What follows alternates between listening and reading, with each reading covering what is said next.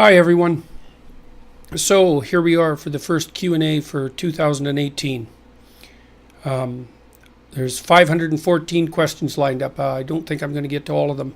So it's been a busy time since the last time I did a Q&A. Some of you probably know about the Lindsay Shepherd affair at Wilfrid Laurier University, where a teaching assistant was brought in front of a tribunal because she had the temerity to play a video where I was discussing Bill C-16 on a public television show. That's been quite the national and international scandal, I would say. And so I made a bit of a video about that today, which I haven't launched yet. It contains a message to junior high and high school students. I'm recommending to them that I guess you'll have to watch the video. I didn't mean to make it a cliffhanger like that, but then as soon as I said that, I thought better of it and thought maybe I'll just wait. But anyways, let's take a look here. Steve A. has the first question. How can we know the difference between unhealthy repression and healthy self-restraint of sexuality? Well, I would say, part of what constitutes ethics, let's say, first of all, let's think about ethics to begin with. So what's the point of conducting your life ethically? The answer to that isn't so that you follow the proper rules precisely.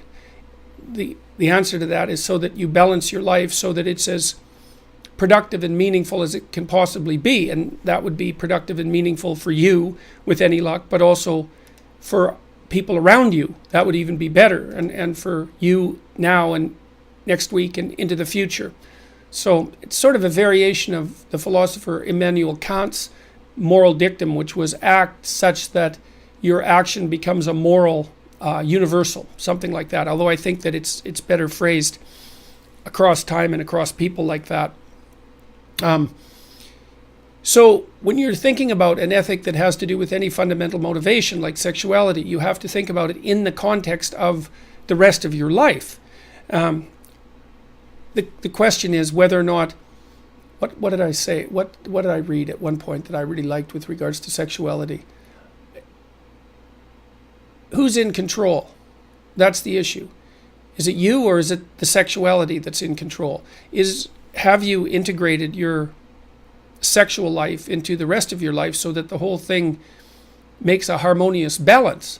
And are you in charge, or is it in charge, so to speak? Because if you're not in charge with that harmonious balance, then things are going to waver wildly out of control and you're going to find yourself in dreadful trouble. That happens whenever any given drive or really any given value predominates to the exclusion of all else. Now, it seems to me that sexuality is best handled within the confines of a relationship. That's the classic ethical solution to the problem. It's because sexuality brings with it a tremendous amount of responsibility. Now, people don't like to think that, especially people who I would say are low in conscientiousness, let's say, or high in impulsivity. It's easy for people to believe in, what would you call it, casual sex, which is not something that I think exists, because I don't think you can divorce sex from its sociological or political or economic or psychological consequences. And I would say the endless scandals that have plagued the United States in particular in the last year with regards to sexual behavior are proof positive that there's no such thing as casual sex. I think the reason for that is that the consequences of sex are too dramatic. It's not just pregnancy and disease, let's say, which are both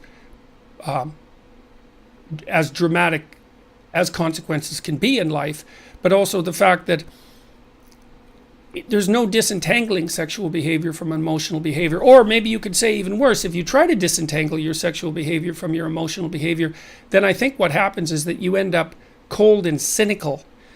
I mean, if you have a lot of one-night stands and a lot of casual partners, then first of all, there's not much discrimination between one partner and the other, and so in some sense you're in a loop and just repeating the same act over and over. But there's nothing deep about it. There's nothing that enables you to establish a relationship with another person, and I think that you corrupt your soul in that way, and that you hurt yourself across time, and of course you're going to hurt other people as well. So I'm not a big admirer of the casual sex idea. I think it's a demented adolescence fantasy, fundamentally. It just doesn't work out in the real world.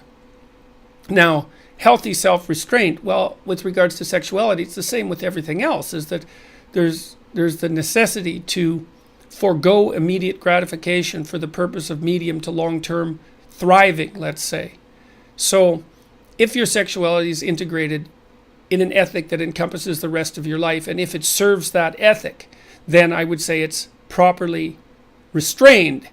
If it's unhealthily repressed, well, then you're angry and bitter and resentful and cursing the opposite sex, or perhaps the same sex if you happen to be gay, for failing to recognize your particular form of sexual, what would you call, attractiveness.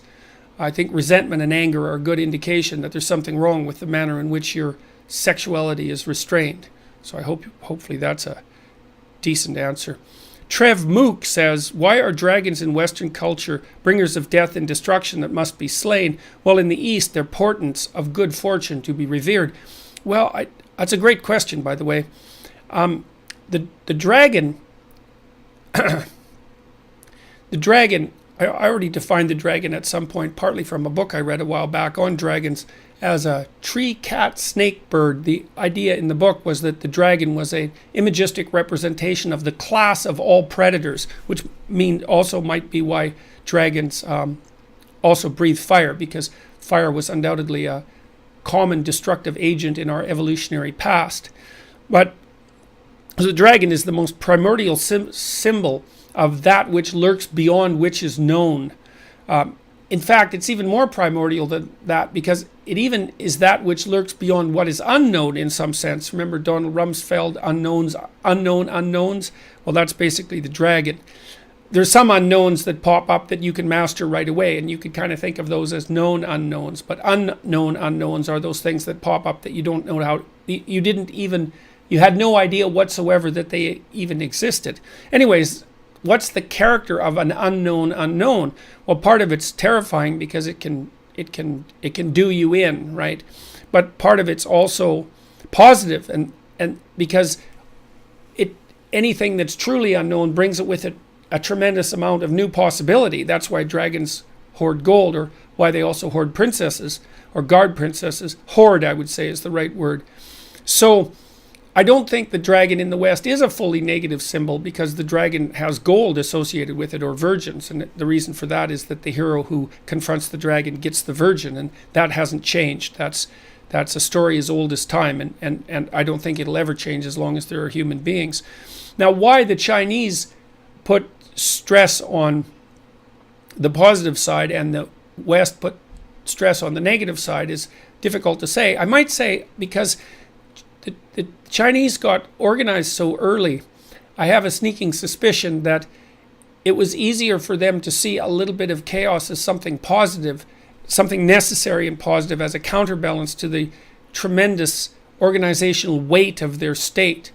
That's the best answer that I've been able to formulate. So anyways, the dragon is a very complex and ambivalent symbol. It combines everything into one symbol, positive and negative, and then you can stress the positive or you can stress the negative. You could also say to some degree that whether a dragon is positive or negative depends to some degree on the manner in which you approach it, because the psychological reality is that dragons approached voluntarily well small are most likely to be positive. And that's a really good thing to know in your life. It's a good reason. It's a good rule of thumb to help you stop avoiding things that you shouldn't avoid, so that they don't grow and magnify beyond your capacity to deal with them. You often mention disciplining children so they behave. What is your advice for making them behave without resorting to corporal punishment? Well, first of all, it depends on what you mean by corporal punishment. Time out could be regarded as corporal punishment. It also depends very much on the age of the child. Let's say a 2-year-old. Well, in my new book, by the way, I have a chapter in there called "Don't Let Your Children Do Anything That Makes You Dislike Them." And the reason that I wrote a chapter about that is because people who let their children do things that make them dislike them end up disliking them. And because there's a huge power differential, generally speaking, between adults and children, if you end up disliking your children because they're not behaving well, they're behaving disgracefully, say, or they're challenging your position in the authority hierarchy too regularly, something you won't put up with, by the way, even if you think you will. It's necessary to get your disciplinary routine straight. So the first thing I would say is figure out what the rules are. There shouldn't be too many. For 2-year-olds, basically, they have to know what no means, and they also have to learn, as they approach 3, not to kick, hit, bite, or steal, essentially. Now, it's easy to train a 2-year-old what no means. You can actually start with a child that's only 13 months old, a child that can cry, let's say that, or that can crawl. Let's say that you have a child that's starting to crawl and wants to explore the house. So the first thing you do, if you have any sense, is try to get rid of most things that the child could cause a tremendous amount of trouble with to the things or to the child, so that it's reasonably safe. And then the child is going to want to crawl around and get into everything. And so, but maybe there are things you don't want him or her to get into, like maybe there's a what would we say? Maybe there's a tablecloth, and on top of the tablecloth there's a plant, or maybe there's some plants on the floor. And when the child is crawling and goes off to do something that he or she shouldn't, you can just grab his leg and, gently but firmly, and say no. And the child will keep trying to move forward because they're stubborn little blighters, and you can continue to say no. And if you persist with saying no, then the child will eventually give up and sort of go limp.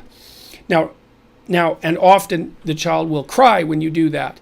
And of course that might make you feel guilty, but what that means is that you've effectively brought the behavior to a halt. And if you do that 10 times, you got to watch your child, and don't stop them from exploring things that they need to explore. And you want to use this sort of thing with judiciously. You can grab them by the leg and say no, and no, and wait until they give up. Usually they'll cry, and then you can let them go. And then soon, after you do that about 10 times, soon then, if you just say no with the same tone of voice, the child will, generally what happens, the child will immediately cry and then stop. And then after about 10 repeats of no without having the leg grabbed, then no will just produce stopping of the behavior. And that's unbelievably useful, because as soon as you train your child to understand what no means, then they really have free reign of the house in some sense, with relative minimal supervision from you. First of all, they can learn what things they're not supposed to get into, and it's amazing how fast children can learn that, and how fast they can generalize to the class of things that they shouldn't get into. Like, you don't have to teach them every single thing. They can generalize very rapidly. That's not much different than thinking. But also, once they are capable of understanding what no means, you have an extremely potent means of helping them regulate their behavior with a minimum of intervention. So that's unbelievably useful. So now let's say you have a 2-year-old who's pretty contentious, and 2-year-olds are pretty contentious, some of them in particular, because about 5% of 2-year-olds, most of them are male, are quite aggressive by temperament. And those are the ones that, if you put with other 2-year-olds, will frequently kick, hit, bite, or steal. Not all kids are like that, but some are. And most of them get socialized out of that by the time they're about 4. Now let's say you have, and at 2 they also start to experiment with saying no back, and also with misbehaving, although they can do that even younger than that. So if you have a 2-year-old who's particularly rambunctious and who decides he isn't going to listen to you, we'll use he in this example because it's boys that are more likely to misbehave and not listen. You can pick them up and, by the arms. Now you got to get your attitude right, because you don't want to be stupid. You don't want to let your kid make you mad, especially when they're really little, because you're really big and you can hurt them. And so you gotta have a clue. That's why you want to get the rules of discipline in order, the minimum rules of discipline, and why you want to have a strategy. But let's say your two-year-old is insisting upon doing something that you don't want him to do, like inserting a fork into an electrical outlet, and you just can't have that. And so you can say no. Hopefully you've already done the no training that I recommended. And then if that doesn't work, what I recommend doing is picking the child up by the arms and then putting them on the steps. Say, look, you sit there until you're ready to listen. Now, usually the child will sit there, and then the rule has to be something like, you can get up as soon as you're ready to be a civilized human being again, and you can refer to yourself, your own attitude during a process like that, because if the child does comply and sits on the steps and then comes and says, I'm ready to be good, and you like him again, you got to be honest about this, then you can tell that he's honest in his decision to rejoin the civilized world. Now, sometimes if you put a 2-year-old that's particularly rambunctious on the staircase, then as soon as you let go of their arms, they'll run off. And that can be a game, or it can just be an act of defiance. And in that case, then you go get him and you put him back on the steps. And you do that several times if necessary. And if that becomes a game, then you sit on the step and you hold him by the arms. Remember, no anger, because he's just 2, for God's sake. You don't have to be angry. Just put him on the steps and hold him. Say, look, I'm not letting you go until you sit there and behave. And so if you hold him for a while, he'll squirm and look away and so forth. But you can get his attention if you're a little bit stubborn. You hold him there and say, you're going to sit there till I decide that you can leave. And so you hold him and he'll squirm. But you can outwait him if you're patient, but you got to make the time. And then eventually he'll stop squirming and you can let him go. And then you can sit there and watch him. And when you think he's, decided that he's going to be a civilized creature, then you can say that's good, and you can give him a pat on the head, and you can say, let's go back and do what we're doing. And the rule has to be, you see, that the punishment not only has to bring the behavior to a halt in the most merciful manner possible, but that's still effective, but it also has to satisfy your need for order and justice so that you don't carry resentment and irritation about the child's misbehavior forward with you, because you don't want to kid yourself about what sort of nice person you are. You're not nearly as nice a person as you think, and no one likes to be brought down the authority hierarchy by a recalcitrant 2-year-old. So in almost all circumstances, those processes will suffice. There's other disciplinary strategies that you can use too that are more positive. I mean, one of the things that you can do, for example, if you're, let's say you want to get your child to go to bed, which is a really good idea. You should set a stable bedtime for your child. And I would say if they're under 4, it should be around 8.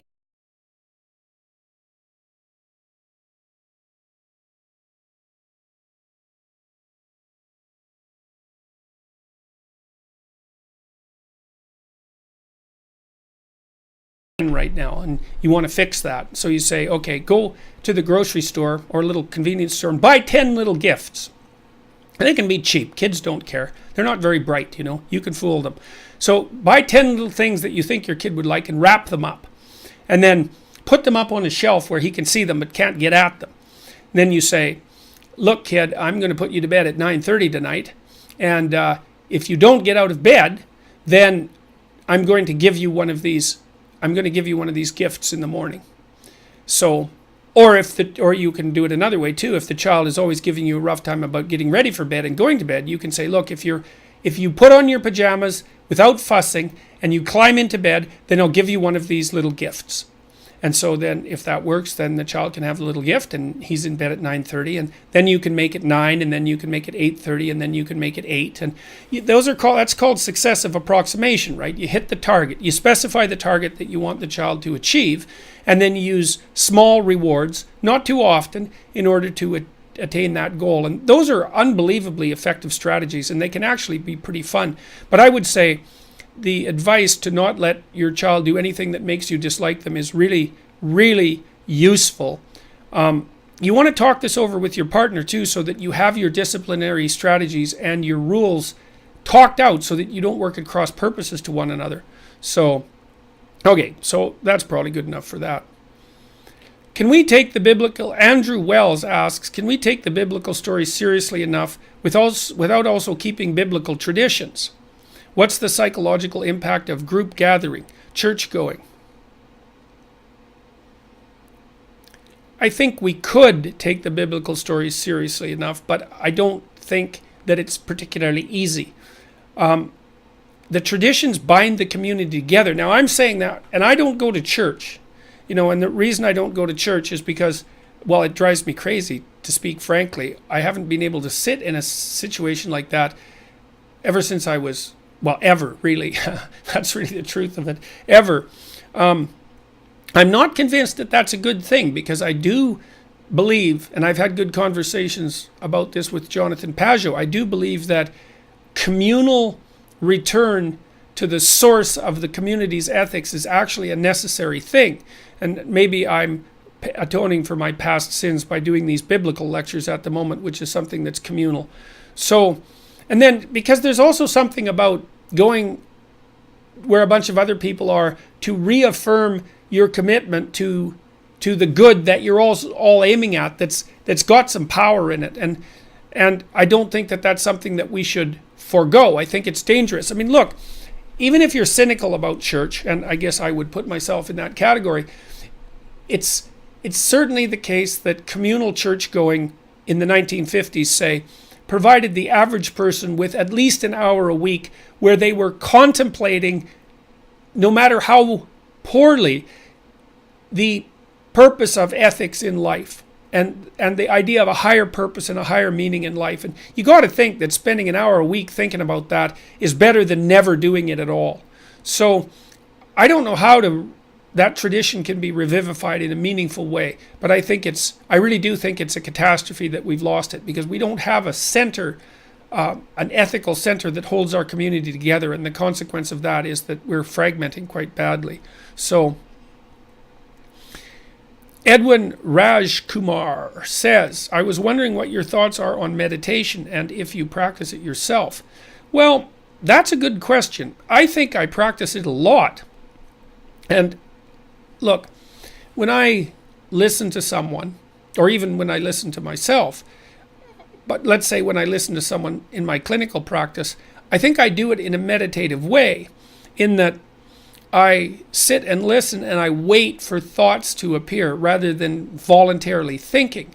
So I clear my mind. I try to keep my agendas off the table, my agendas, whatever they are, except that I want the best for my client in this hour, and the best, say, by their definition and mine, jointly decided, because that's all part of discussion.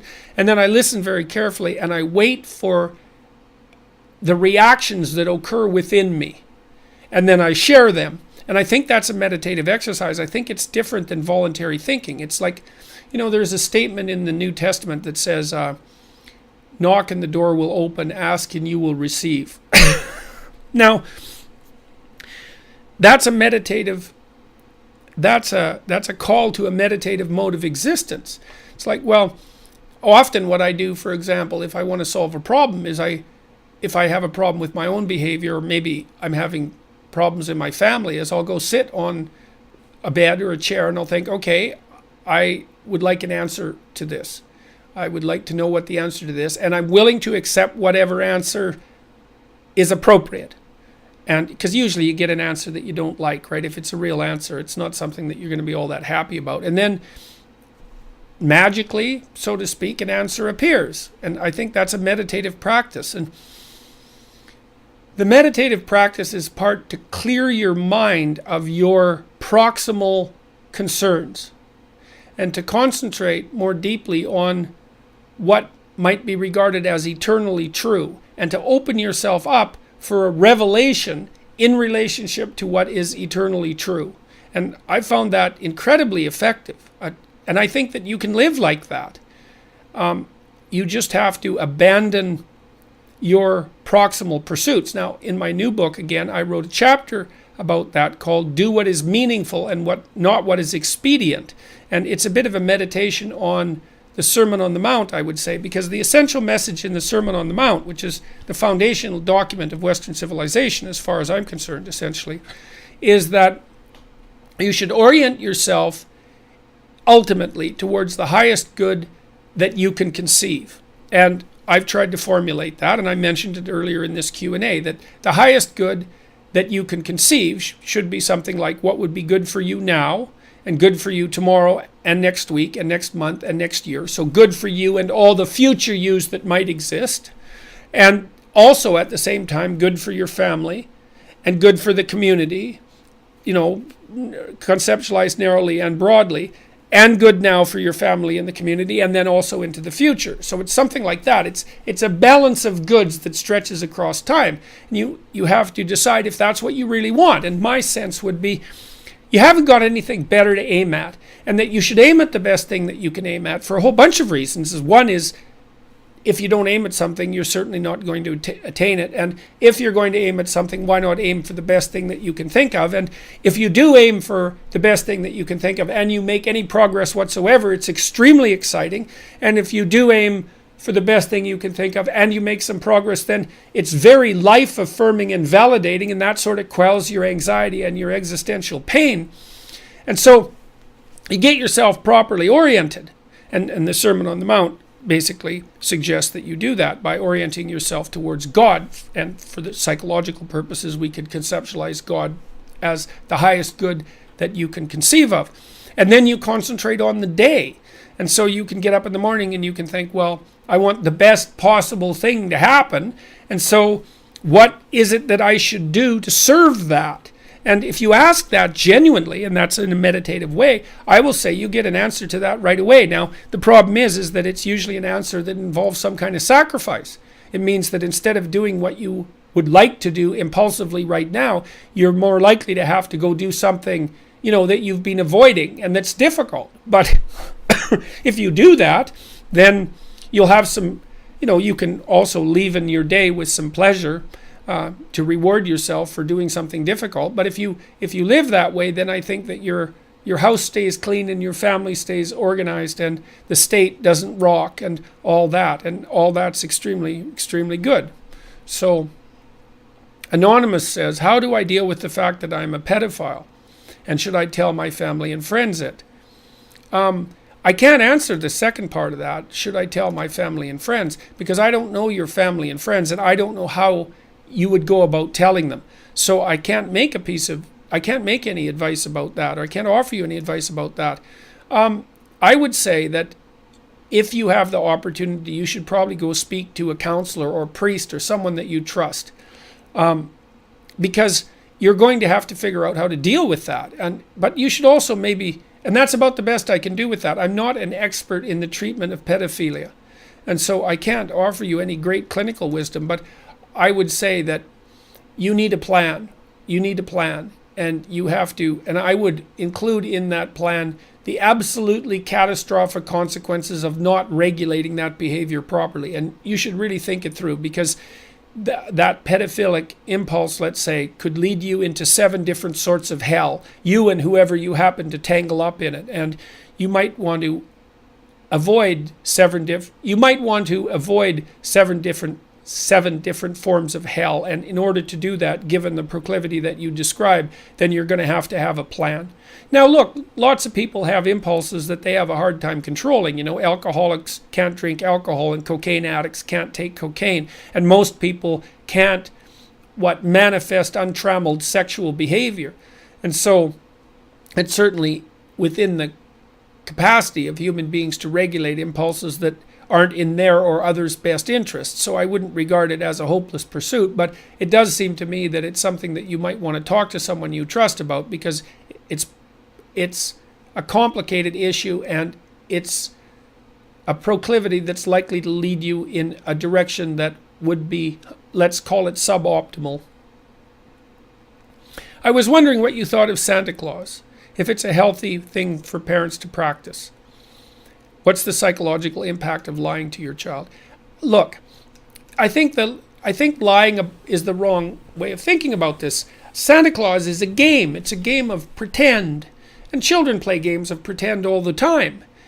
So I don't see any harm in it at all. Now, you don't want to prolong that belief beyond its natural endpoint, but it's a massive game, and it's a lovely game, and I don't believe that there's anything harmful in it in the least.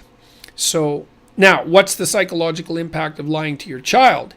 We can think about that more generally. Don't lie to your children. Don't lie, period. Lying is a really bad idea. It's a really bad idea. It never works. You might think it works, but that's only because you're blind to the consequences, and probably willfully blind. Plus, it's a terrible weight. If you don't lie, there's a lot fewer things to keep track of. Your life is a lot more pristine and crystalline. And then things that come your way, maybe you deserve in some small measure. It's a bad idea to lie. Now, but I don't think it's a bad idea to play pretend games with your children. I think that's okay. You once mentioned you were planning on making an IQ test available alongside the Big 5 Aspects Scale one. Is that in the works? Yes, we have an IQ test that we use for business testing, although we haven't made it available publicly yet. It is in the works, but not for a while. What we're doing instead, and that's because it has to be, well, there's a bunch of work we still have to do on it to generate the reports so that they're going to be truly usable to people. That I would say is about 3 or 4 months work is necessary to do that. What we are doing right now with the Big 5 Aspects Scale, though, so that's at understandmyself.com, is producing a dyad version. And so we're working on the boyfriend-girlfriend version right now. So what that'll mean is that when you go there and you do your personality test and your girlfriend, say, does her personality test, that you'll both be able to generate a dual report that describes the similarities and differences between you and your partner, and where you're likely to see eye to eye on things and where you're likely to differ, and what that's going to mean and what you might want to do about it, if you know what you might be able to do about it. And this, we're hoping this will be really useful, because temperamental differences are a lot of the reason that people have a hard time getting along. That and complete inability whatsoever to state what they actually want and to negotiate, which is a completely different issue. I want to build a program to help people negotiate too at some point in the future. That's part of our future plan. But the next development plan is to, well, there's two of them, is to get the high school version of the self-authoring program up and running, and that my programmer keeps promising it in 2 weeks, and these things always take longer than expected, but I'm sure we'll get it out in the first quarter of 2018. And then also the dyad version of the Big 5 Aspects Scale. That should be out in the first quarter of 2018 as well. And then I'm not sure if the IQ test will be next on the development track. See, one of the things we'd like to do with Understand Myself is to expand it out into a career planning process, because look at it this way. You know, if you have an IQ of 100, which is the average IQ, so that would place you sort of in the middle of the average high school class, being a lawyer is probably not a great career choice for you unless you're unbelievably conscientious, because you're going to be competing with people who have a verbal facility, say, and a problem-solving capacity that far exceeds yours. And you're going to have to work like mad to just be reasonably competent. And so what seems to be more logical is to take a good look at your intellectual prowess as given, because it's very powerfully biologically influenced, and to pick a domain of career that you could excel in. Because why not pick a domain that you can excel in? There's lots of different things that you can be. And so you want to consult your temperament. So if you're agreeable, then you probably want to work with people. And if you're disagreeable, you probably want to work with things. And if you're extroverted, you want to have a job that involves sales and social activity. And if you're introverted, you want to work alone. And if you're open, you need to do something creative and entrepreneurial, and so on. So you have to consult your temperament to see where you would be properly slotted. And then you have to consider your intelligence so that you can find a niche where you're most likely to excel.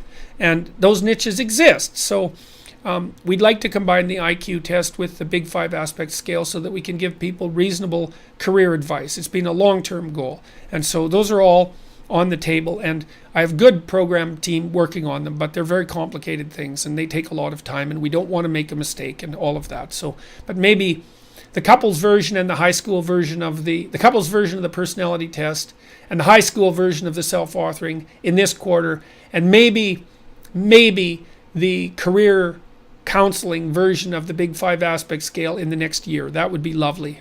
That's probably overly optimistic for the second part, but you often give advice to young adults to help them avoid some of the pitfalls of life. Any advice for those of us who are 40 plus who have already faltered? Look, first, Graham, this is Graham. Everybody who is 40 plus has already faltered, but I'm presuming that you mean faltered in a manner that appears to you to be above the average, right? Well, what I would really recommend is, I think that you should, if you haven't already, you should go do the future authoring program and maybe the past authoring program too, because you should figure out exactly how you faltered.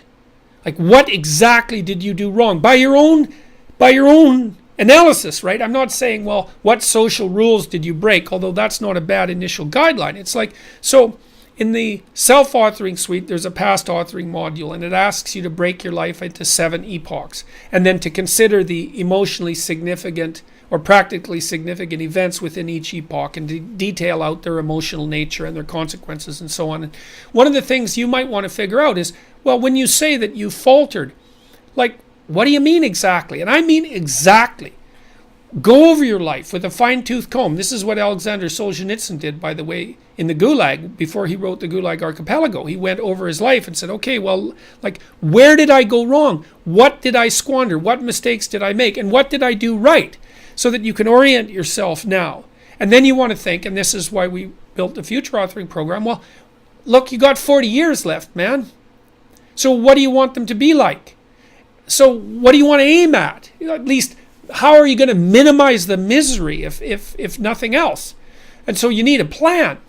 And then what you need to do is to figure out how to work day to day so that you incrementally approach that plan. So I have another chapter in this new book called Compare Yourself to Who You Were Yesterday Rather Than to Who Someone Else Is Today. And that's really a useful psychological stance for someone who's 30 and over in particular. 20-year-olds can still kind of compare themselves to other 20-year-olds because all 20-year-olds in some way are the same. But 40-year-olds are really different from each other, and so are 30-year-olds for that matter. So you might think, okay, well, here's a meditative strategy for ceasing to falter.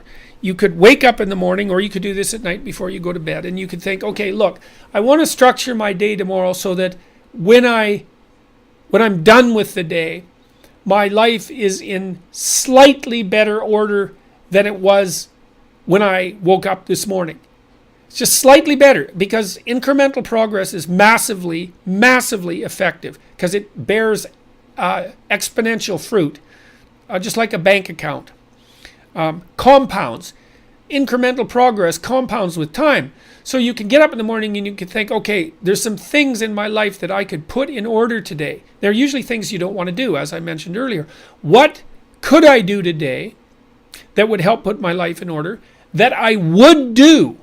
And you have to ask yourself. You can't tell yourself. You have to ask yourself, what would you do? And then maybe you have to say, well, or maybe you have to say, under what conditions would I be willing to do something to put my life in further order today? What little reward would I need to give myself? And these have to be questions. You can't like take out the whip and boss yourself around, because you'll find that you're a terrible master and a worse slave. And so you can get a long ways if you look low enough. One of the things Carl Jung said, which I really liked, was that modern people don't see God because they don't look low enough. They don't have the humility. Now, you said that you have already faltered, so it sounds like you've got the humility already intact. So I would say, think about what you want. Think about what you know around you isn't set right, because you'll know. Make a list of things that around you that aren't right. And then start thinking about small things you can do, like trivial things that even a fool like yourself could manage, that would orient you in the right direction and help straighten out your life. And try that for a year before you decide that you're a failure, because you'll find that if you put that into practice for a year, that things will be a lot better. And like I said, you got 40 years left, so you're not done yet, man. So the other thing I would say too is, it isn't exactly that I would say forgive yourself, because that's just a cliche, but I would say that once you've decided what you've done wrong, and you've put into practice some strategies to rectify that you don't have to beat yourself any more than is necessary for you to learn, which is a good rule of thumb with regards to treating yourself and also to treating other people. So I don't think my wife loves our internationally adopted daughter, and she won't go to counseling with me. My house is filled with tyranny and anger. Any advice? Anonymous. Wow.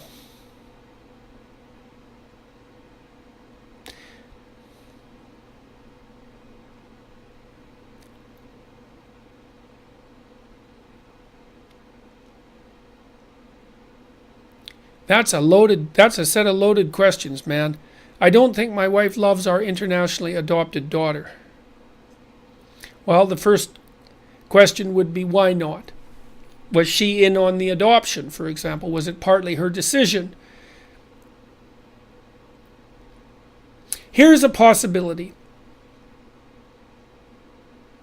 Maybe you could ask her, under what conditions, ask her more specifically why she doesn't like your internationally adopted daughter. It's too vague. I don't think my wife loves our internationally adopted daughter. Break it down. Maybe it's something like, there are 15 things about our life with our internationally adopted daughter that my wife does not appreciate. Now, maybe some of those things are the way that the daughter behaves. I don't know how old she is or anything else about her. And differentiate your problem. It's too vague. You'll never solve it this way, because loves isn't the right word.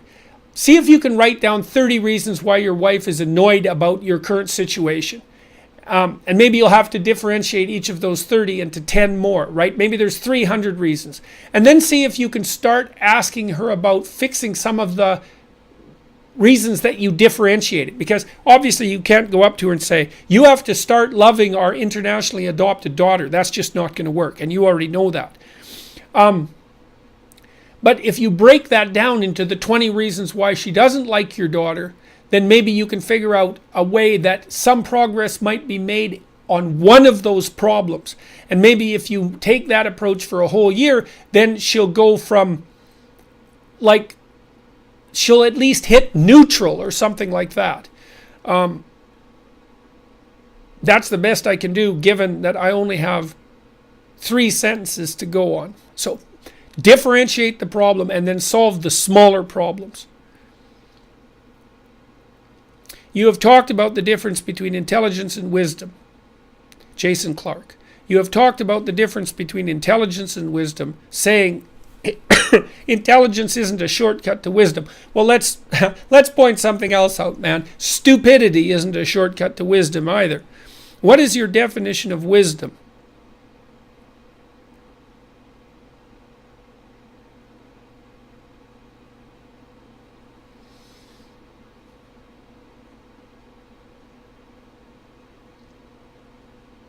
Well, there's the Old Testament view. That's the fear of God is the beginning of wisdom. That's a good one.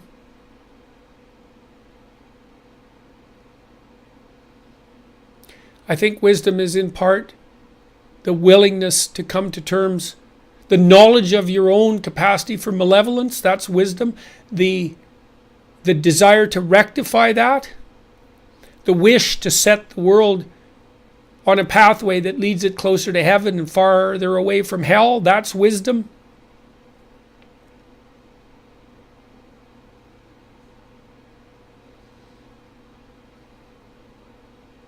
The humility to know that there's more things that you don't know than that you know, and that you should be open to what you don't know when people inform you of it, because it's better to learn than it is to walk nose first into a wall or blindfolded off a cliff.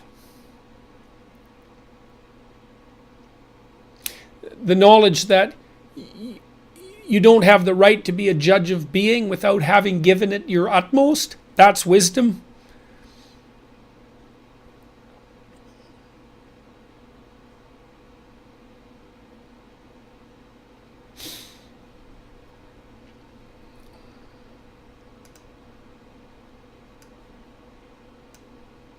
Wisdom, what else? The knowledge, wisdom is also the knowledge that hell is real enough so that you should do everything you can to avoid either inhabiting it or producing it. That's what I learned from psychological analysis of the history of the 20th century. Hell's real enough. And you're duty bound, let's say, you're honor bound, you're ethically bound to do the opposite of whatever produces those hellish circumstances. Amy Pellegrini says, why is self-sabotage such a feature in human life? You know what? I have a chapter about that in my new book too. Which chapter is it now? I think it's it. I can't always match the content with the chapter title, oddly enough.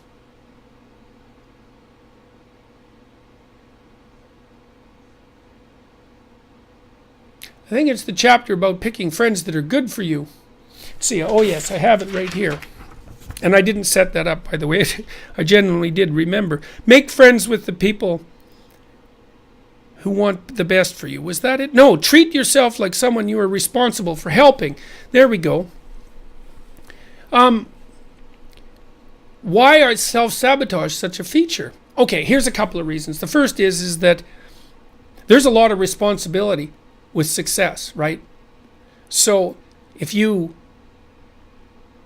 say yes to things and you do a good job and you bear a large burden, then you have to carry it. And a lot of that might be success, but failure is a lot easier than success. Plus you can complain about it and whine about it and be a victim and, garner all sorts of kudos from yourself and others that way. So there's that. It's just failure to adopt responsibility. But then I would say too, there's also revenge on the self and God. That's partly why I like the Cain and Abel story so much once I sort of figured out what it meant. People have a hard time not having the kind of contempt that borders on self-hatred for themselves, partly because, we are fragile and mortal creatures and prone to error and malevolence, and we know that of ourselves better than anyone else. And because we know that, we're prone to punish ourselves and to think ill of ourselves. And, one of the things I learned from Jung was that the injunction to do unto your neighbor as you would have him do unto you was an equation rather than a statement about how to be nice to people, and that you have an ethical obligation to treat yourself as if you're a person of value, even if you don't really feel that you owe yourself that you owe yourself the same treatment that you would give someone that you cared for and loved. And that's a really hard thing to learn, because you kind of have to detach yourself from your knowledge of all your insufficiencies and your flaws and treat yourself with dignity and respect. At least the dignity and respect due someone who's faulty that could conceivably learn. And that's a very difficult ethical lesson to learn. It's easier to beat yourself continually on the back of the head with a club and to feel it's justified given how much you know about how wretched and useless you are. So let's say there's two reasons. One is that you don't want the responsibility, so it's not really self-sabotage, it's just avoidance of responsibility and consequent failure. And the second is punishment, self-punishment that seems only just given what you know about all your pathology and error and insufficiencies. So I would say that's the big two there. Any advice for a grieving parent who lost a child unexpectedly? Well, one, I would say make sure that you turn to the people that you have left that you love. The second I would say is don't be guilty about grieving. And if you have friends, you could tell them, you could let them do something nice for you because they would like that. You could figure out something they could do that would be nice, that you would appreciate, and let them do it. Because, other people are going to grieve at some point in the future too. And maybe they'll be able to ask you for help if you do that. And then,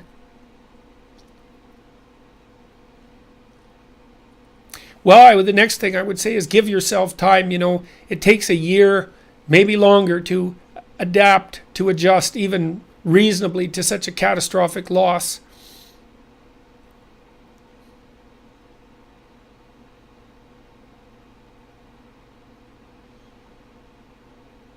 And then I would say, try not to allow that terrible wound to make you bitter, because then not only will you have lost your child and grieve, but you'll be bitter, and then you'll be resentful, and then you'll be hateful, and that'll be like that'll add insult to injury. So that's too bad. Are there ever situations where you should hold your tongue and not speak what you believe? Yeah, most of the time. Look, it's really a tricky thing to figure out when to say what you have to say, but I can give you a couple of rules of thumb. It's a general question, Abe, and I can't list all the situations, but I can give you some strategic advice. So, for example, if someone has said rude things to you, for example, says a rude thing to you, maybe you shouldn't respond immediately even though you're very irritated, because maybe that's just an impulsive response and one that you'll regret, one you make in anger that you'll regret. And so I would say, when you're dealing with someone and you want to chastise them, then you should wait for them to sin 3 times, right? So the first time they're rude to you, you think, oh, well, they're probably having a bad day, or I misunderstood, or I'm rude sometimes too, and I'll just let it go. But you don't forget, and you don't pretend it didn't happen, and then it happens again, and you think, well, that could still be fluke, that could still be situational, so maybe I'll just hold my damn tongue, but I'll remember that, and then the 3rd time they do it, then you think, no, 3 times, that's a pattern. And so then you can go to them and you can say, look, this happened, and then maybe they deny it, and you say, well, yeah, you can deny it, but then this happened, and maybe they deny it, and you can say, well, you can deny that, but then this happened. And 3 times the charm. And that's a time when you should stand up for yourself and say what you have to say. Look, you have to put yourself in a position where you can say what you have to say. You have to think it through. You have to have a plan. And you can't just launch yourself off the edge of a cliff and hope that God's going to catch you on the way down. And it's definitely the case that if you have something to say, like if you're being oppressed at work, if you've got some, horrible tyrant as a boss, or maybe that's happening to you in your marriage, or maybe you're the horrible tyrant, God only knows. There's things that have to be said, but that doesn't mean you can just blurt them out. You have to have a plan. You have to figure out what you want to say. You have to make it as minimally troublesome as possible. You have to have the goal that you want in mind, and you have to have a backup plan. Like this, the sort of thing that you're talking about, where you need to say something. That's like a little war. You don't want to walk into that unarmed and unprepared. And now that doesn't mean that you should, that means that you should set up your life so that you're firmly enough anchored in a variety of different ways so that you can say what you need to say without dying as a consequence. So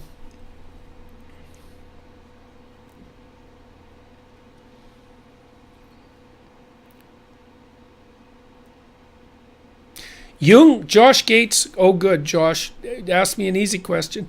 Jung suggested that the Christian myth failed to articulate Christ's descent into hell, and that this resulted in the mass shadow projection of the West. Thoughts?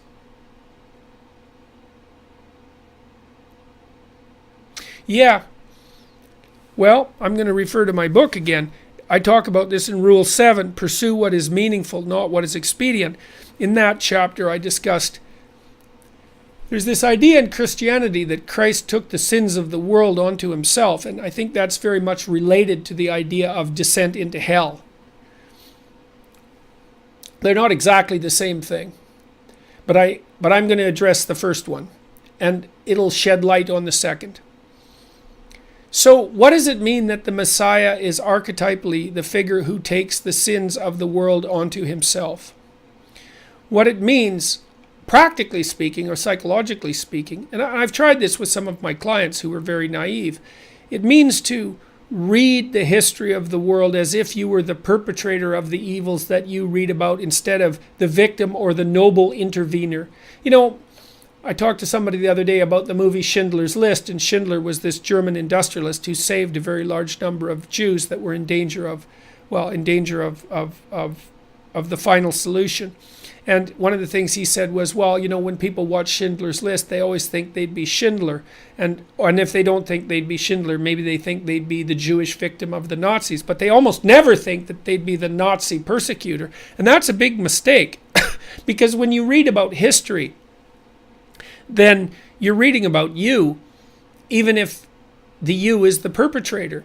And unless you understand that, then someone else has to be the perpetrator. And if someone else is the perpetrator, well, then you have a devil that you can chase. And, maybe you've identified the devil properly because, now and then it's like John Wayne Gacy or Ted Bundy or someone like that. And you've actually, you've identified a perpetrator. But so often, far too often, the best way to constrain the malevolence outside is to constrain the malevolence within. And so if you don't have a locale for the evil of the world, then you have to externalize it, because the evil of the world certainly exists. Now, it's a better solution to assume that you're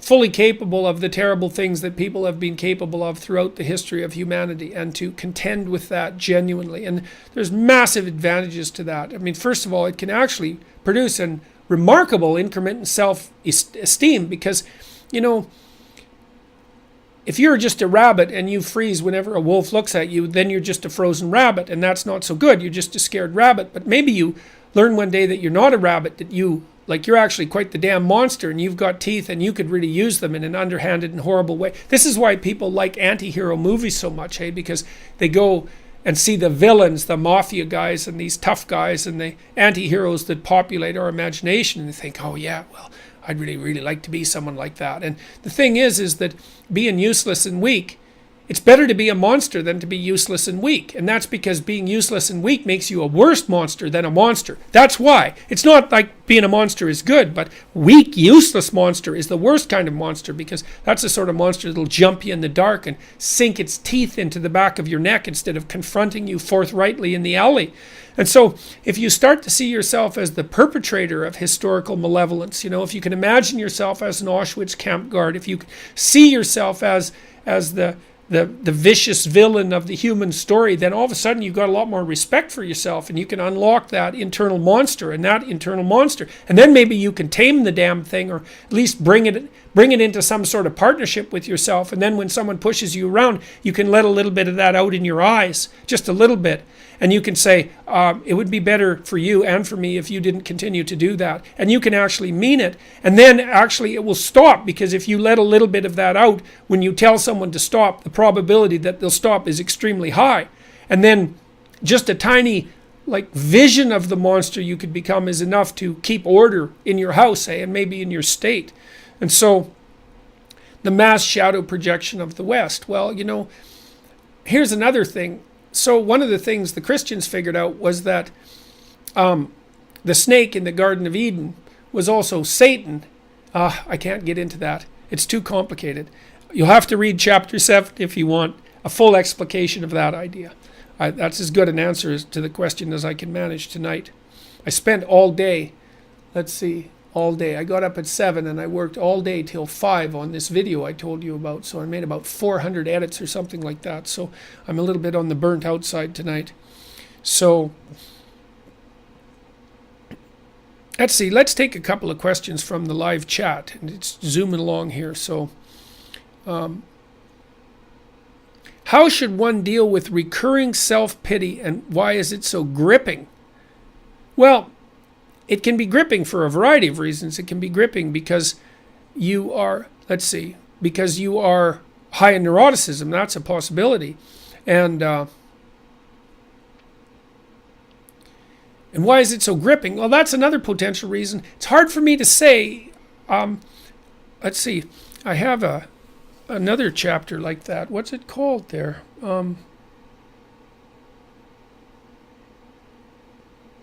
Yeah, again, it's rule 2. Treat yourself like someone you're responsible for helping. Well, why the hell wouldn't you pity yourself? I mean, life is tragic. Everything ends in death. Everything that you have will be taken away from you. You're weak and breakable and prone to fits of impulsivity and malevolence. How could you not have self-pity? Well, that's really the answer. But the next answer is, yeah, well, despite that, it's not good enough. You have to rise above all that, even though you have every reason for it. That's the thing that's so paradoxical, is you have to rise above it even though you have every reason for it. And part of the reason you have to rise above it is because if you don't, it makes everything worse. You and everything else. And being itself. And so it's gripping because, well, it does grip you, you know. Malevolence and tragedy and vulnerability and mortality, they're gripping. And I would say, well, you have to find something that's even more gripping than that. And I would say the thing that's most gripping, the only thing that's more gripping than that in truth, is to live a good life. To live the best life you possibly can, to live a life that's so noble that all of those things are justifiable. Uriel 333 says, JP thinks he is a monster, LUL. I don't know what LUL means, but I don't actually think I'm a monster. There's a difference between thinking you're a monster and knowing you're a monster. All right. Foglight says, I love this guy. Well, thank you, Foglight. I would probably love you too if I knew you. Let's see.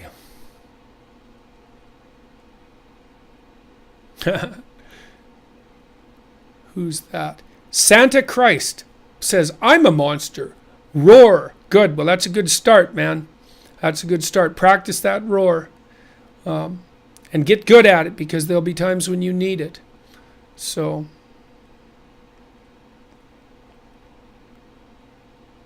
DJ Chronic says, I let myself be that weak monster for so long. Yeah, well, maybe you know what it's like, man. Down in your basement fantasizing about revenge. That's no bloody fun. But you know, this is something Alfred Adler knew too. He's worth reading. Those fantasies of revenge, you know, they have the seeds within them. Jung knew this as well. The seeds within them of the new you. You can let those fantasies, what would you say, manifest themselves and see what seeds of potential future development are harbored within them. That's also extremely useful.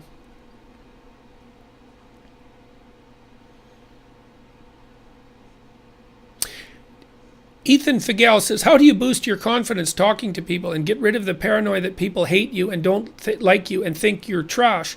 That's how I feel. Okay, well, the first thing is, let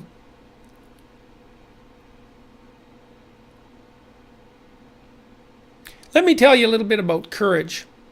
No, a little bit about trust, sorry. When you're a naive person, you trust people because you think that people are good. And then maybe someone comes along and hurts you and you think, oh no, people aren't good, I can't trust anyone. And then maybe you're paranoid and you think that people hate you and don't like you and think you're trash and so forth. You don't trust people. But then you figure out, Jesus, this whole not trusting people isn't working out very well, because now I can't get anywhere. And if I ever do meet someone who's trustworthy and I don't trust them, then they're not going to get an opportunity to show me that they're trustworthy. And so then what happens is that you replace naive trust with courageous trust, and you put yourself out there despite the fact that people might hate you and don't like you and think you're trash. You know? So the other thing I would say that's more practical, Ethan, I think you'd find that you only think that when you run away. My suspicions are if you went out and talked to people, like you'd have to have something to talk about, you know, but if you went out and talked to people, you'd find that those thoughts only bothered you for about 10 to 15 minutes, and then you would get over them. You know, a lot of that's high neuroticism, and that's that in the big 5 aspect scale, that's withdrawal. You're experiencing a lot of withdrawal related negative emotions, anticipatory anxiety, and the best way to overcome that is to not avoid. So if you find yourself avoiding social situations, then you have to formulate a plan to stop doing that, and then over time your confidence will be boosted. Let's see here. That guy S. When I watched those movies, I always liked the bad guys. I knew they were evil, but they just seemed cool. Yeah, well, the thing is, there's nothing cool, and there's also nothing good about naive harmlessness. You know, this is one of the things I really liked about learning what I learned from Jung. It's like naive harmlessness it's worse than monstrosity, because the problem is if you're naive and harmless, then someone else has to be the monster. And that's not good, because you are the monster. So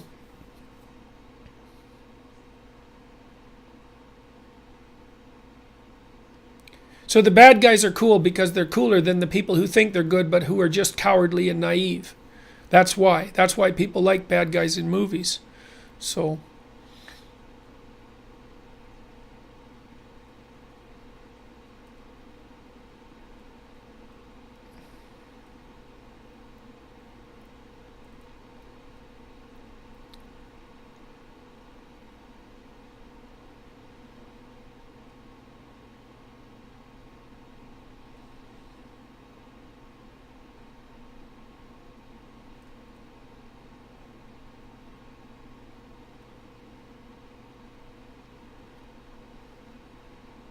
David Jackson, what are your thoughts on Sophia's citizenship status? That's the robot, I believe, that the Saudi Arabians made into a citizen. Here, I've got a thought. Wouldn't it be nice if the Saudis actually let their women be citizens? That's my thoughts. So I don't think that the rest of the world is in any position to take any lessons on whatsoever on what constitutes citizenship from the Saudis. That's my feeling about that. I'm not a fan of Saudi Arabian culture. I'm not a fan of the way that they treat their women. I'm not a fan of the way that they disseminate Wahhabi propaganda into the West. I'm not a fan of the way that they despise work, and I'm not a fan of the Saudi Arabians, and the fact that they granted Sophia citizenship status is a publicity stunt of the worst form as far as I'm concerned. So, hello, Dr. Peterson. Do you ever fear that your psychological reading of the Bible is wrong? Well, I'm sure it's wrong in some ways. Even Satan can use scripture for his own purpose. What if you're just using the word for your own gain? Well, then, God help me, I guess. That's what I would say. What if I'm just using the word for my own gain? I guess it would depend on what you think of as gain. I am using it for my own gain. But I would say that I've aligned my own gain with the gain of others. And that's made my own gain. It's a weird thing, right? Because if see, that way I can have my cake and eat it too.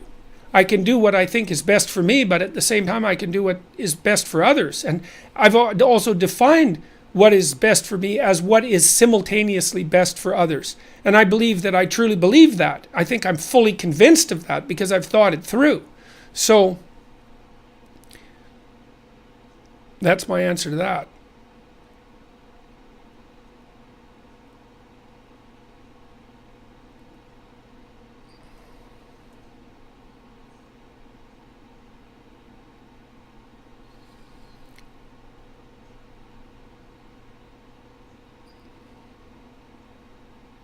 Ellen Wilson, how do I tell my half-brother, 14 and 17, their father didn't leave 3 years ago, but that we kicked him out because he was a pedophile who targeted my sister? The older one is autistic. I'm tired of lying. Jesus, Ellen, that's a rough one.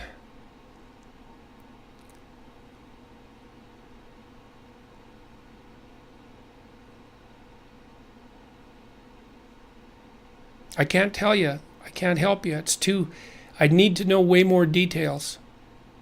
I can imagine you're tired of lying. The 14-year-old might be a little young. I don't know, Ellen. It's too complicated. I can't come up with a good answer for you. I'm sorry. I'd have to know more details in order not to botch the job.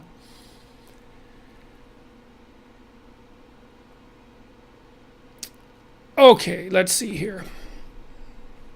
I'm a British conservative millennial training to be a school teacher. How can I protect children age 5 to 11 from postmodernism, which is everywhere in school?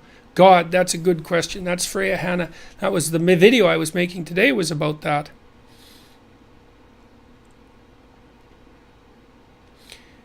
Teach them what you believe to be true, right? Formulate for yourself a philosophy of education. A serious one. Write it down, right? You can think about it as a mission statement, but write it down. Spend some time on it, man, because you're devoting your whole life to that. Figure out what kind of teacher you want to be and come up with articulated reasons why you're going to be that sort of teacher, and then do it, come hell or high water.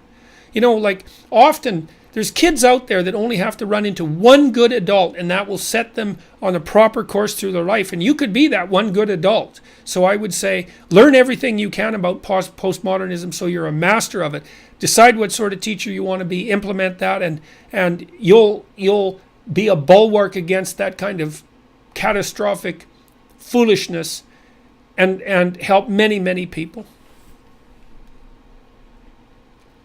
If the right to identify with certain arguments has to be earned, how does one earn it? How do we truthfully discuss ideas for which we have not earned it? That's Ben Wood.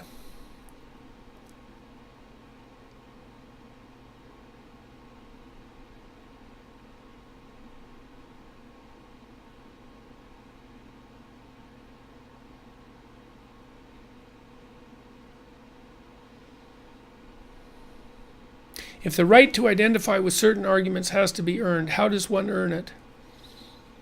Well, I think you start by feeling out physiologically what arguments you do have the right to make and win.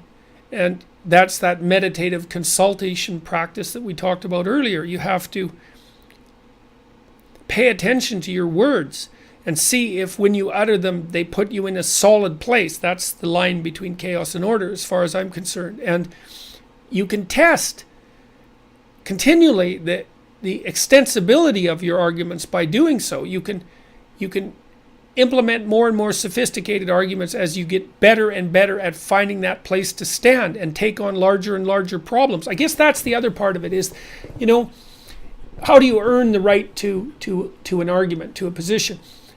Pick a small problem, one that you think you could solve, but that's a little more than you can chew, that bite off a little more than you can chew, but not too much. And then see if you can be successful at solving it. And then that'll strengthen you and put things in order a little bit. And then that'll entitle you to the use of certain arguments. And those arguments will be related to what you've just done. And then as soon as you've done that, you'll be a little stronger and more put together. And then you can take on a little bit of bigger problem and fix that. And then the same thing will happen. And you just keep doing that. It's like progressive weightlifting. And you can't truthfully discuss ideas that you haven't yet earned. You can't. You have to be quiet. You have to listen. Or you have to think about something else. You have to do something else. There's lots to do, You don't have to engage in arguments that you don't have any right to engage in when there's all sorts of things you can engage in right in front of you that would fully engage you, that would be very useful and that you could contribute to. I really like this idea of incremental improvement. It's such a good idea. You look around, like I have this room that I'm in right now, and it's kind of messy. I know I tell people to keep their room clean, and I've been trying to clean up this room since like last January. But I guess because so much chaos has been generated around me in some sense that some of it's flooded into this room. The rest of the house is in really good order, but the residual chaos is still in this room. But when I come in here, I try to spend 5 minutes to clean up a bit of correspondence or something, and I'm definitely making progress. The room is in much better shape than it was. Don't underestimate the utility of incremental improvement, and you strengthen yourself by doing that. And then you can talk about the things that you've actually done, in detail, in the kind of detail that would convince someone who is skeptical and knowledgeable that you are someone who knew what they were talking about. And then if you do that over 10 years, like you'll be solid. The breadth of argumentation that you'll have at your fingertips will vastly improve.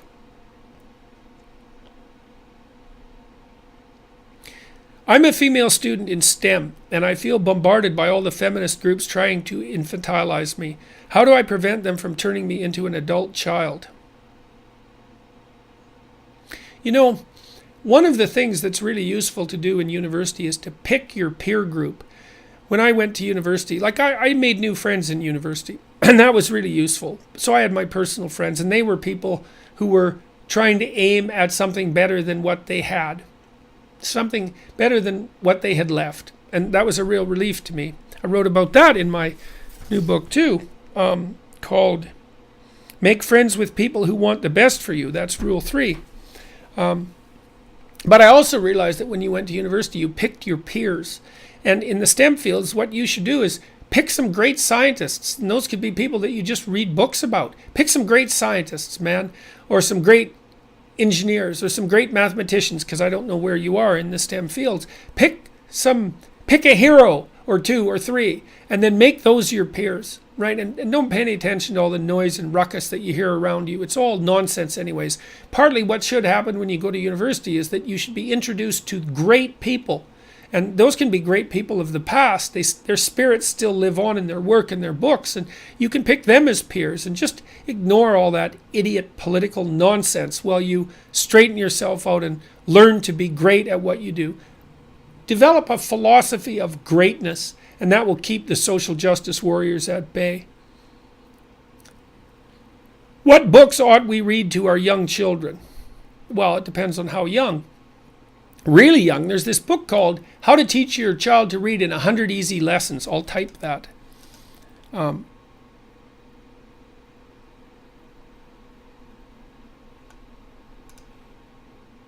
Now I've done something technical.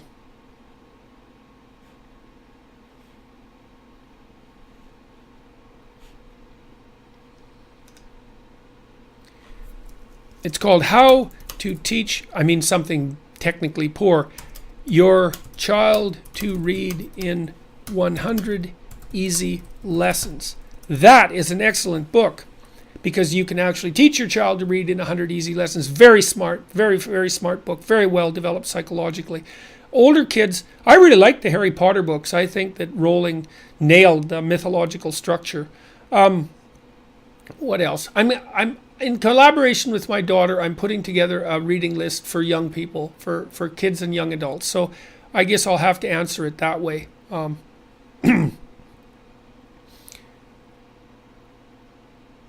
I can't bring it to mind. I can't bring it to mind.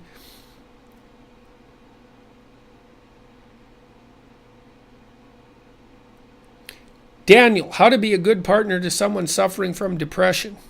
That's a tough one, man. It's very hard to live with someone who's suffering from depression. With helping without enabling and pushing without being too judgmental.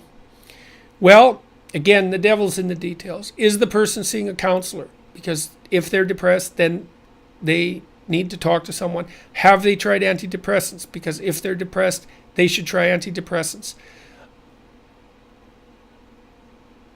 And they should be strongly encouraged to do so, and maybe that encouragement should even border on a demand, because depression is just, it's terrible. It's terrible for the person who's experiencing it, like unutterably terrible.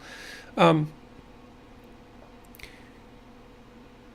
it's terrible for the person who is living with the person who has depression. And so it's incumbent on the person who has depression to do everything they possibly can in order to set it straight. And it's hard, but there's lots of potential treatments for depression that have some efficacy, and antidepressants really do work wonders on people. You could try 5-hydroxytryptamine too. You could look that up, 5-HTP. It's usually 3 times 100 milligrams. And you can, if you try that, sometimes you can find out if antidepressants will work for you without having to resort to the antidepressants themselves. You can also help the depressed person make a plan in the morning. That can be really useful, or maybe a plan the night before if they're just not in any shape to do it in the morning, to sit down and say, okay, well, you have to get through tomorrow. And that's another good piece of advice. And so in Rule 12, I talk about that. Sometimes in relationship to depression, Rule 12 is pet a cat when you encounter one on the street. And it's a bit of a meditation about what to do when your life is in absolute crisis. But one of the things you can do with someone who's depressed is narrow, and this is what I discuss in this chapter, is narrow their time frame. Maybe a depressed person can't think a week ahead, but maybe they can think about tomorrow. And you can sit down and say, okay, well, you have to get through tomorrow. And so how are we going to structure tomorrow so that it will be okay, and so that you'll be able to sleep reasonably soundly when you go to bed tomorrow night? And then tomorrow night we'll do the same thing. And helping someone come up with a daily plan can be, now they might object and squawk and complain about it, but you should be, I would say, relatively persistent about that. And you can say, look, let's just try it for a week. And if they say no, then you say, well, let's try it for one day. Guys, the person's got to be pretty unreasonable if they, let's plan for 10 minutes just for tomorrow and see if that's helpful. If the person objects, you can keep cutting the magnitude of what you're asking down until you finally get a bit of an agreement from them. But helping someone depressed plan can help a lot.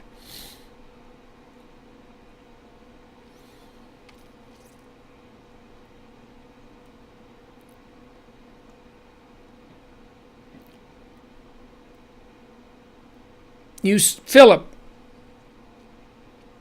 you said you don't go to church because the pastors are lying most of the time. What do you mean by lying in this instance? My experience has been that they don't believe what they're saying. That's what it sounds like to me. That's what I mean by lying. They say these things and they tell people to believe them, but they don't believe them themselves. And they're actually not listening to them. They're not listening to what they're saying. That's the thing that I've always had this experience in church. And there's lots of other reasons I don't go to church. And a lot of them have to do with me, not with the insufficiency of church.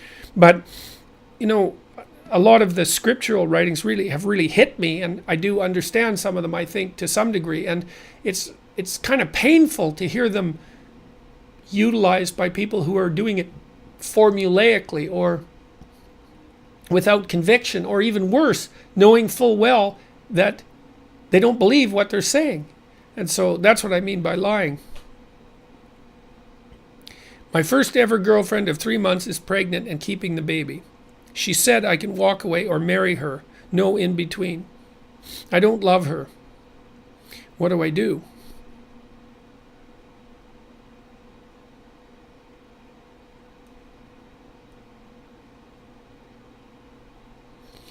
Well, I guess you have to figure out what you want. Like, maybe you could sit down and write out what you would like in terms of your relationship with this child. You know, you've got a child coming. That's really something. That's someone that could actually like you. You know, maybe you could write down and you could sit down and write out an offer. Here's what I could offer to this child. Here's what I would like to offer to this child. Think about it, because, you know, maybe you want to have a relationship with this person. You know, that person might be around when you're like 70. So there's somebody you could have a relationship with for the rest of your life. What do you want that person to think about you? Now, you don't love her mother. That's a real complication. And, you know, I would say, well, that's a real complication. So you're in quite the fix. But you could decide what you're willing to offer, and then you could, and do it in detail, right? Not just, well, I'd like to help. It's like, Jesus, that's not helpful. You're way past I'd like to help. You know, here's an amount of money I'd like to contribute. Here's an amount of time I would like to spend with the child. Here's an amount of time I would spend babysitting. Like, differentiate it. Make a real plan, like you're someone with a clue, and offer that to your girlfriend and see what she says. And give her some time to think about it, you know, because maybe this could be a blessing instead of a curse. So, and she said I can walk away or marry her, no in between. Well, that's what she says, but, you know, maybe if you made her a concrete offer, she'd be willing to reconsider. Often, like, a new mother can really use help with a baby, could really use help with a baby. So even just being a babysitter, if you were, like, committed to it and made the real offer, like you'd thought about it, how about think about it for a whole week? It's like, okay, here comes this baby. If I was being a civilized, useful person, but I don't love the mother, then what should I do? Well, you're going to ask yourself a lot of questions and maybe talk to some people that you trust. But it's a problem worth solving, because it might be, you know, it's a relationship you could have the rest of your life. And if you don't have it, you know, there's going to be a hole in your life. You're always going to wonder what the hell's going on with that person. So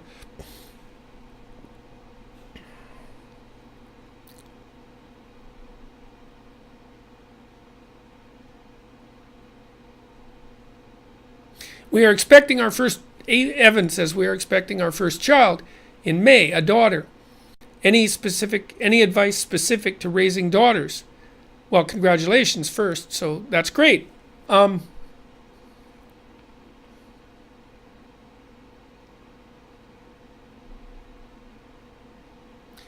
Let's see. I'm just thinking about my daughter and specific advice.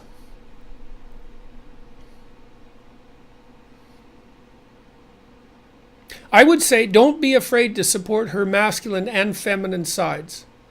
You know, and so the feminine side is, you'll find little girls, now not all little girls, because some are more masculine than others, but let's say you have a more feminine little girl. She's going to like to dress up. She's going to like to put on jewelry. It's amazing how much of that stuff seems to be implicit or innate. You know, and that can be really supported. But then by the same token, it's nice to wrestle with your little kids, and little kids really like rough and tumble play, and to you know, encourage her to be courageous and forthright. And so if you're lucky, you can support her in both elements of her personality, and that would be a really good thing to do. So don't let her wrap you around her little finger either. That's another thing too.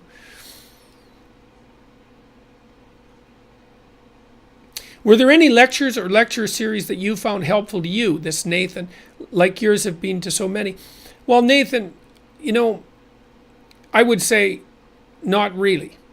Although, you know, when I went to this little college called Grand Prairie Regional College. It was way the hell up in northern Alberta, and there was only 600 people that went. It was an adjunct of the University of Alberta. It still exists. It's a really lovely building, and we had professors there, an English professor, and a political science professor, and biology professor, philosophy professor, people that I still remember. Little seminars, and we got deeply into the material, and it really helped me a lot. This English professor really taught me to write too, because he just slashed my essays to ribbons. I was really upset the first time I got a bad grade, because I'd always got good grades in my papers in high school, even though they were dreadful. You know, I was verbally intelligent enough to be able to compose an essay that was better than most with very little effort and with very little quality. And so that was very influential to me. And I did a lot of reading under the tutelage of those professors in these tiny little courses in my first year. But mostly what's been helpful to me have been books.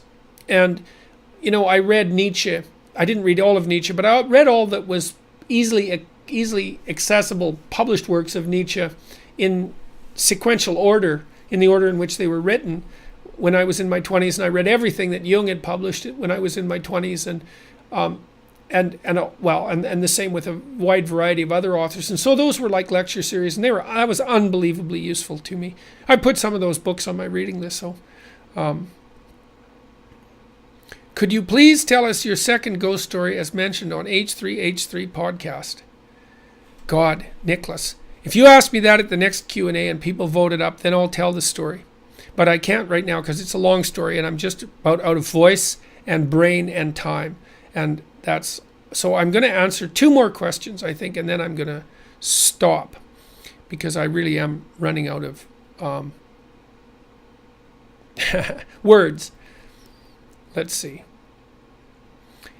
K.E. says, have you read much Thomas Sowell? In many ways, he filled your societal role for the last generation from a different academic perspective. I'm just reading his book right now. It's, what is it?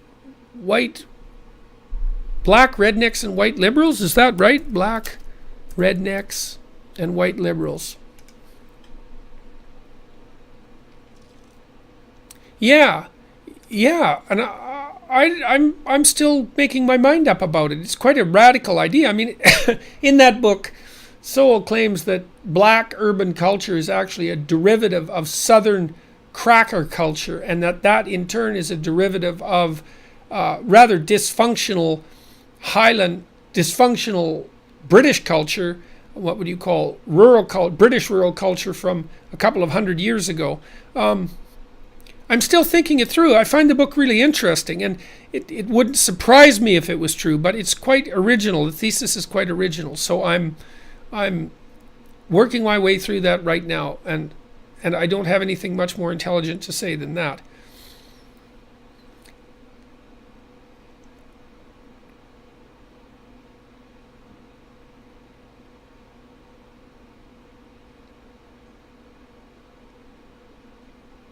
Can you share with us your reading habits? Max says, I'm sorry I'm skipping over some questions, but I have to answer some easier ones because I'm out of the capacity to answer difficult ones. I'll answer this one instead. If you could talk to Donald Trump for a day, what would you try to say or convince him about? I don't think I would try to convince him about things. I don't actually try to convince people about things, I don't think. I try to ask them. I'd ask him a whole bunch of questions. I'd try to figure out how he thought, because I'm really curious about that. I'd ask him all sorts of questions. See if I could find out what he was up to. I'd like to know what he's aiming at. I'd like to know why he think he became president, what he did right, what he did wrong, what he dreads, like what he would consider a catastrophic failure, where he thinks his biggest weaknesses are, what he'd like to leave as a legacy. That would be fascinating. But see, I find generally speaking, it's much more interesting to ask people questions, especially people like that, than ever to try to convince them of things. Because the thing is, I already know what I know, but I have no idea what he knows or what he's like. And so it'd be amazing to be able to talk to him. And so I have a bit of that opportunity now in Canada because I've been speaking to a lot of political figures in Canada. I'm going to have that opportunity in Europe. But a lot of what you want to do when you meet people is ask them questions because, they'll tell you all sorts of things you don't know. And that's also an entry point to a really good conversation is to ask questions. So that's what I would do. I'd ask questions like mad until he chased me away. So one more. Daniel Schell, I like this question. How would you give a speech to soldiers entering the army about responsibility? I will command a basic training unit and address young soldiers. Advice. Daniel, what I would do is, you can think about this. You could ask them to complete the future authoring program. I think that would be a really good idea. But if you don't want to do that, but you should ask them to, get them to sit down for 90 minutes or an hour even. I would use the future authoring program because it's just easier. But ask them, what sort of soldiers they want to be in 3 to 5 years. Like if they could put themselves together and be the best military and serve the purpose that they enrolled in the military for in the best possible manner, what would they look like as their own future ideal? They have to think it through. So, and then the other thing you can ask them, and this is also part of the future authoring program, is like, what would your life look like 3 to 5 years down the road if you fail in your desire to become a proper soldier? What sort of hell are you courting by failing to take on the responsibility? And if you can get them to think that through, the probability that they'll do a good job will vastly increase, really vastly increase. Lots of young people have never thought about who it is that they could be if they started to be the person they could be. And so getting them to think about that and write about it would be extremely important. So what I would do, first of all, is get them to do the writing and the thinking and then give the speech. And maybe once they've done it, you could ask them if they'd be willing to share with you some of what they've written. I wouldn't make that mandatory because then they might not be able to write about it honestly. So that's how I would go about it. So, okay, well, I'm done. So, thank you very much for tuning in, and thank you all for your support, and keep, what else? I hope that I have lots of plans for 2018, and I would like to keep you all in the loop, and so I'll post a lot of those. Oh yes, I should tell you this. I'm going to be giving some public talks, a bunch of them. So I'm going to be in the following places in January, February, and March. I'll try to say them in order. I'm going to be in London, and then I'm going to be in Amsterdam, and then I'm going to be in New York, Los Angeles, San Francisco, maybe Oakland. Then I'm going to be in a bunch of cities across Canada, in major cities: Winnipeg, Edmonton, Ottawa, Calgary, maybe this little town Grand Prairie that I went to college in, Vancouver. And then I'm going to go down to Australia, and I'm going to go to Melbourne and Sydney and Brisbane. And so I'll post the dates on my website very soon. I'm still making the arrangements, and so if you want to come and listen to me talk, then you'll have the opportunity to do so. And so, okay, so I have to say goodnight. And so good night to all of you, and what would I like to close with? Well, I'm glad you're tuning in, and I hope that you're using the information that you're finding as a consequence of tuning in to put your lives together, because it would really be good in 2018 if a whole bunch of people did everything they could to put their lives together, because then maybe we could avoid this idiot catastrophe that we seem to be dreadfully sliding towards. And so that would be lovely if we could just not do that. So until next time, bye-bye.